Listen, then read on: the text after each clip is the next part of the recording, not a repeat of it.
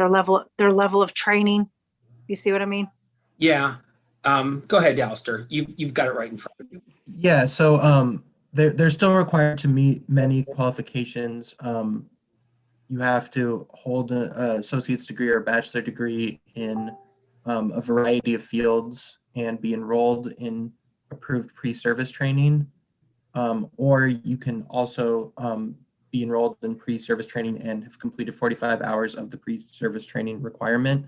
So this is trying to get at people, allowing people the time to be hired while they're finishing up their education. And if I understood Delegate Lasante's question, she wants to know if they're full employees with sort of the protections and benefits that the child care. I don't think the bill speaks to that. So it says they're employed. So I would assume there's nothing saying they'll be employed differently during that time period. That's right. I mean, also this is done through regulation. It's giving a direction to MSDE in adopting regulations, the Division of Early Childhood. So I think that question could be addressed there, but there's nothing about insurance in here. Although I don't think, hopefully, that this would lead to any increased insurance rate. More likely to just ease the ability to hire for these small businesses, which is what the fiscal note says. Right, and there's no sunset on this. I mean, this wasn't an emergency bill to just get through a time when we were having trouble hiring people. Is that right? No, actually, because this bill was presented before the pandemic shutdown last year. Right. I see Delegate Branch and then Delegate Boatler. Thank you. So my question is just that, so in the 6 months, will they still be required to work under somebody who has a license? Yes, that's right, Delegate. Okay. That is part of it. Thank you that's a detail, and I appreciate you highlighting it. Is that good? Delegate Boatler? Yeah, thank you, Mr. Chair. Question I have is the fact that they now have to have either a 2 or 4 year degree, is that an added requirement? Because before they could have a high school diploma and still teach.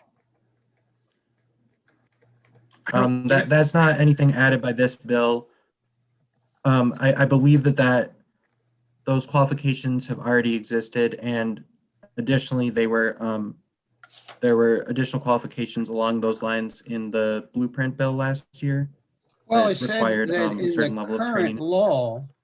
Well, the reason I was asking, because I saw here in the current law, they were saying, for example, to qualify as a child care teacher in a preschool center, the individual must be 19 or older, have a high school diploma, a certificate of high school equivalency, or courses for credit from an accredited college or university. But yet in the first page of the bill, it looks to me like they're saying that you either have to have a 2 or 4 year degree. I think the idea is that they were going to be, if we were going to let them be probationary, that they already had that degree, gave us to believe that they already had some qualifications coming in. Yeah, in other words, I don't know that they had to. It doesn't say that they have to finish that degree, that they would have to have that degree, but to qualify to be a probationary employee. If you think I have that right, Alistair. Yeah, so it doesn't become a new requirement, it just becomes a requirement if this is like somebody has a degree, but now they want to do this. They say, well, I'm not quite trained yet, but I have a degree. Okay, well, good. Then you could be a probationary employee because you've already got some other training that's not necessarily required, but it would certainly make you more credible. All right, so just so that I understand that somebody can come in and become a teacher, even if they have a high school, if that's what they got as a high school diploma, but they wouldn't fall under this probationary. So they in fact, as long as there's other requirements, they have to complete 90 hours of pre-approved pre-service training. So if they couldn't just come and say I have a high school diploma, the first question would be, well, have you done the pre-service training? The answer would be, well, I'm not quite there yet. I'm working on it, and that's what this is. This is what this bill kind of says. Okay. All right, that's good. Thank you. Yeah. So thank you very much, Delegate. That's a current requirement that you have to do that 90-hour pre-service training, and this is saying that you can be enrolled in it right now. You don't have to complete it before you're in this probationary period. And the second part just says you know, there's other things that you could do like that would say, okay, you qualify to do the other stuff for this. Delic Wilkins, I saw your hand up, but it's not up anymore. Well, I just wanted to make a comment in favor of the bill and moving it forward. I think for teachers, especially with the way that we're working through the blueprint to expand early childhood education, I think that when it comes to childcare providers, it's difficult to find teachers and staff. And so I think that this is an important measure to just ensure that our child care providers can have adequate and qualified teachers and staff. So I think this is a really great bill, great compromise to just allow this probationary period while the incoming staff person is sort of getting their full credentials. Yeah. You have the ability to personally observe those conditions a little bit, don't you, Delegate? That is so true. Okay. Well, All right, yeah. Delegate Asante.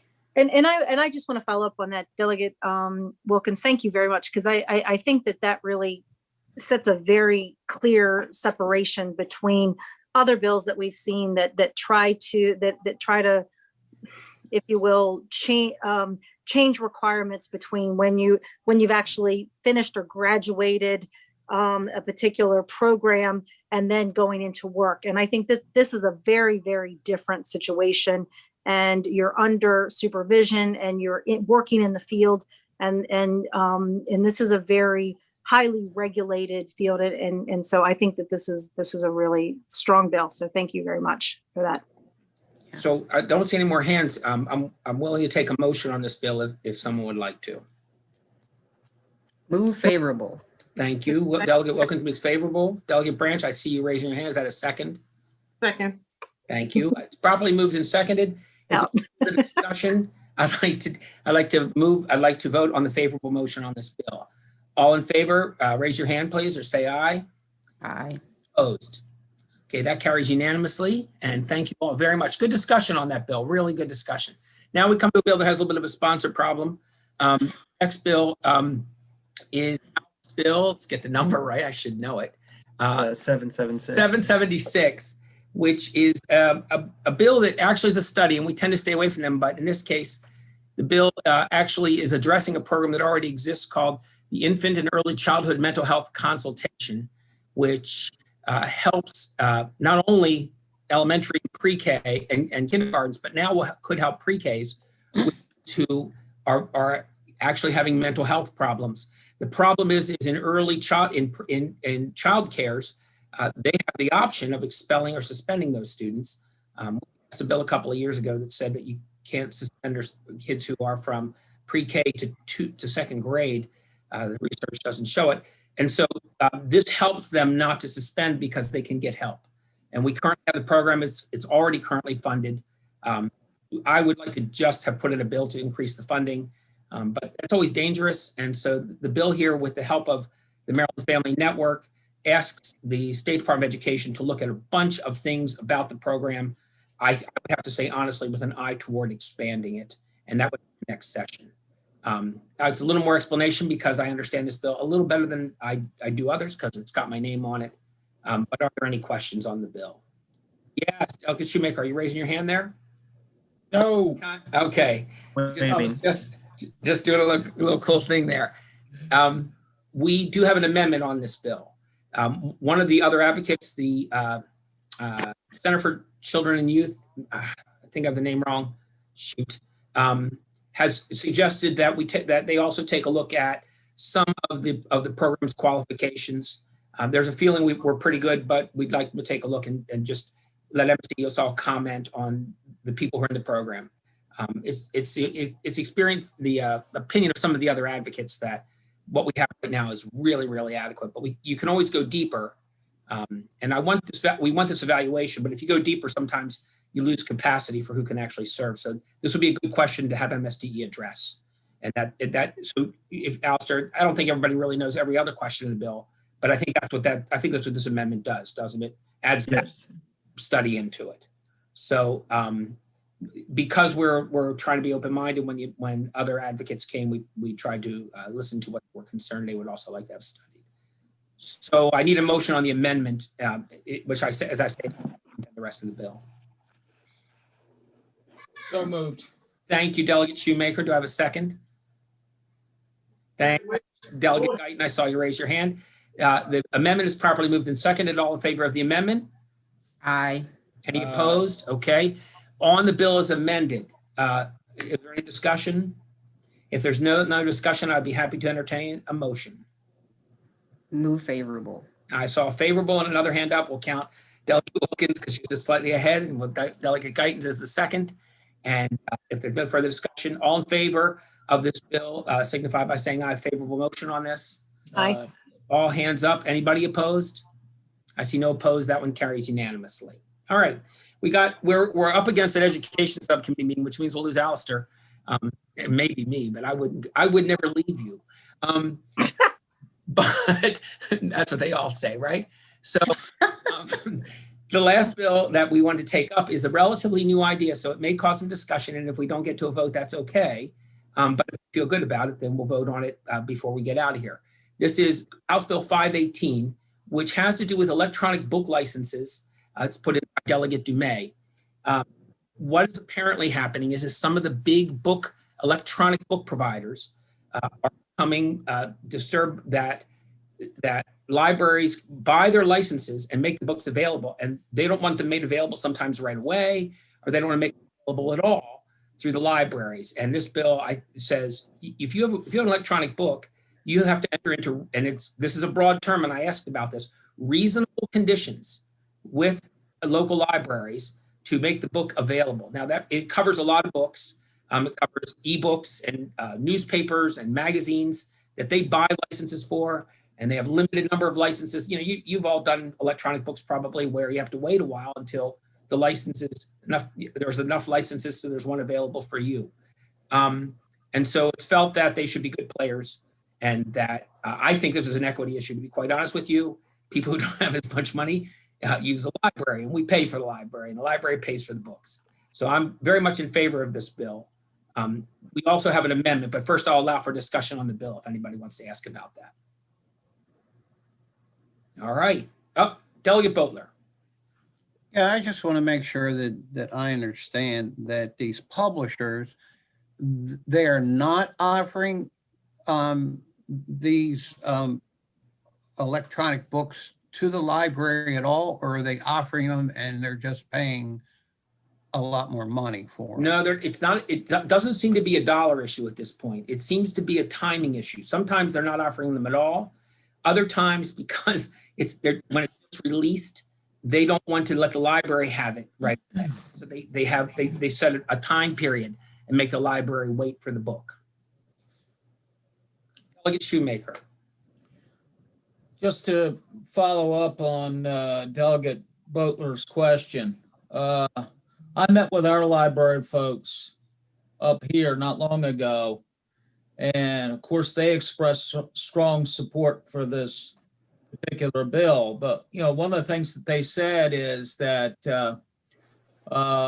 sometimes, as you alluded to, Mr. Chairman, you know, they're not offered the books at all, but in other cases, they are offered the books at an exorbitant price that the rest of the market's not paying.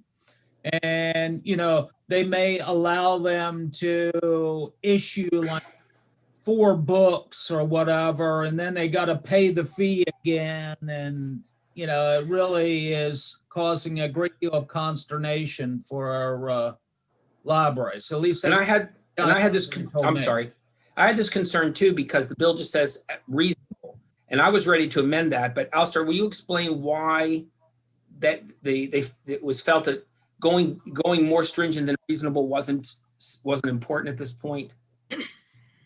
Yeah, I think that, you know, it's a standard term of art in the legal world that things be done by the standard of a reasonable person. So I think that standard is a good one to apply here. You don't want to be creating a situation in which the publishers are on the hook for something crazy, I think, you know, but to use another legal term of art. But so I think it's your opinion that having reasonable in there is important and probably good enough to create a reasonable market between them. That's right. Delegate Shoemaker? I would agree with that. Yeah. Okay. Just want to make sure you were satisfied. Delegate Lasanti? I get the idea of this. Uh-huh. I have no idea how you would enforce this. I mean, Well- this is contract law. So And it is enforced. I- I'm sorry. And I'm not delegate. I'm not a country lawyer. I might be from the country, but I'm not a lawyer. And this is kind of challenging for me as far as how, I get the idea. I understand what they're trying to do, but I'm not sure how we, I don't know enough about how individual public library systems procure their contracts. And I really think that this may be written to the wrong article of state law, my opinion. This seems to me that this ought to be in our state procurement article. And so I'm going to just pivot that thought and question to our staff, because this is the concept to me is how you make a purchase of goods and how that purchase of goods is delivered.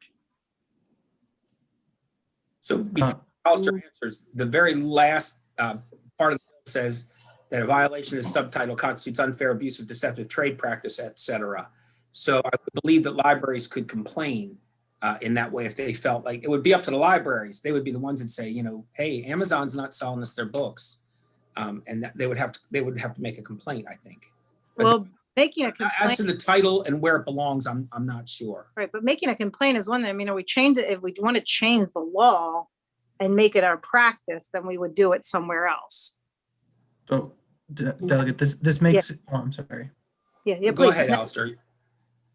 I didn't mean to cut you off, delegate. No, Lassanti. no. Just comment on Cut me off. the So the this, time- go ahead. absolutely, this makes this an unfair or deceptive act or practice, which is enforced by the Attorney General's Office of Consumer, I'm not sure if it's an office, Division of Consumer Protection. So they are experts in enforcing these kinds of consumer issues where there is a practice that violates a particular thing, and they are the ones who would go in and ensure that if these terms are not being offered to public libraries in the same way that they're offered to everyone else, that that would be a violation of the act, and they could sue and receive penalties that are listed under the commercial law title. I'm sorry, article. So basically what you're saying is that we're treating public libraries differently than we're treating the general public. Is that what I'm understanding? Under the current system, I believe that's correct. Unfortunately, I think Chair Ebersol, you and I and Delegate Guyton are about to have to leave for our education. I understand. Let's do this real quick. There is an amendment that simply clarifies what audiobooks are not included. And I would think that they would need to be included instead of print. So we don't have to do the amendment. Also, there's one really weird part where they say they shall enter into an agreement about length. And I don't think any company shall do that. They may do that if they want to. They probably will. But I'd like to make that one amendment where we just clarify what that audiobooks are included as well. Okay. If we could just take up that amendment, because it's a common sense amendment, then I think we'll probably put off going on the bill. Okay. Unfavorable. Thank you. A second on the amendment? Second. Okay, all in favor of the amendment signify by saying aye. Aye. We're not quite ready on this one, I don't feel like. I feel like Delegate Lassanti needs to get some things straightened out, and I don't want to push a vote on this. Right. And so we'll take this up. You're right. I need to pull back the onion. Thank you. That's fine. That's fine. It is a new concept, and I said at the top that if we weren't quite ready, we'd do that. It is 1 o'clock, and Alistair, if you get in trouble with Alonzo, you never know what'll happen. So I'm gonna let you go, and I'm gonna adjourn this meeting. Next time we'll take this bill up again, and if anybody has questions, I suspect I see a couple of advocates online, and I suspect a good person to reach out to Delegate Lassanti would be Isaac Meyer at he'll get mad at me if I say the wrong, Compass, who represents the state library system. be a really good person to hook up with. Mr. Chair, Yes. I definitely do have some questions about this bill. I don't want to Okay. waste time on it, but so if maybe anyone who can answer them could just get in touch with me. Right, you can talk to me first and I can tell you too. Okay. If any of you who are there and the names there at the bottom want to call Delegate Guyton, she's inviting a phone call. All right. All right, I have to go. Writing her name, we're writing her name on the subcommittee. On the wall. All right, well, thank you all very much.